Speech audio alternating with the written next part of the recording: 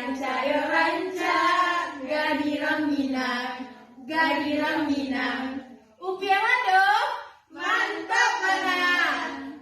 Kami akan memperkenalkan pakaian adat di Sumatera Barat.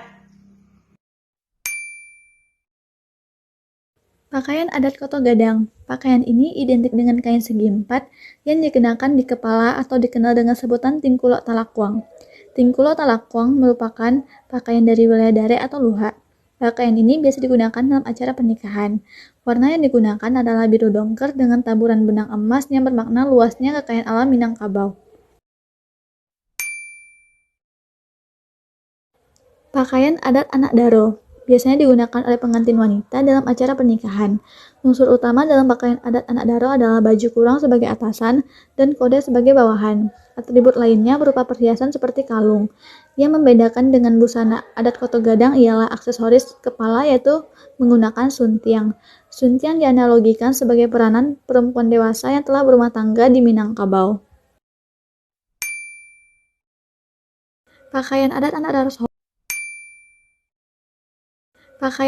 daro Solo. Pakaian ini berasal dari Kabupaten Solo, Sumatera Barat. Busana ini memiliki ciri khas warna hitam dengan sarung songket yang digunakan dalam tradisi baraka atau mengarak mempelai saat pesta perkawinan. Pakaian adat Bundo Kanduang atau Limpapeh Rumanan Gadang adalah busana adat yang biasa digunakan oleh kaum wanita yang sudah menikah. Pakaian ini juga digunakan untuk tari. Busana Bundo Kanduang memiliki perlengkapan khusus untuk memenuhi penampilannya, yaitu tingkulok tanduk, baju bataboy, dan songket. Sedangkan aksesoris yang digunakan yaitu kalung dan rumpai mani-mania.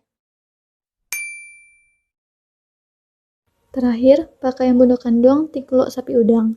Tingkulok ini berasal dari Kabupaten Tanah Datar, berbahan kain sarung sapi udang dengan motif kotak-kotak kecil. Kain sarung dilipat menjadi dua dengan posisi memanjang. Di ujung kiri, kain dikreasikan agar berbentuk menyerupai bunga kecubung.